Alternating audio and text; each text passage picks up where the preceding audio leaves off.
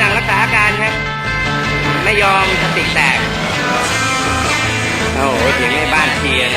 เชียร์ในกลุ่มแม่บ้านกันเองเอาล่ะถึงตรงนี้ว่ายังไง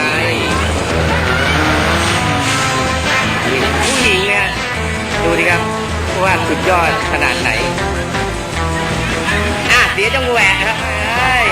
โอ้ยนี่เพราะแกเชียร์เสียงดังเป็นอย่างนั้นแหละชมน้ำหน้าโอ้ยตายอะไรไม่รู้แกย่องมาว่าย่องเดี๋ยวแกต้องโดดไม่โดดไม่ขึ้นนะครับไม่โดดไม่ขึ้นจะโดดเบาๆเลยโอ้ยอยากออกกล้องก็อยากออกกล้องเลยเอาล่ะคู่กันตรงนั้นเอาละพี่กันแล้วโอ้ยดูดีครับไม่ยอมไม่ยอมจะขอสู้รุ่นพี่โอ้ยเสียหลักครับเสียหลักเอาล่ะก็ยังไงยังตามมาท้ายหอกนิดนี่ตัวเองหอกหน่อย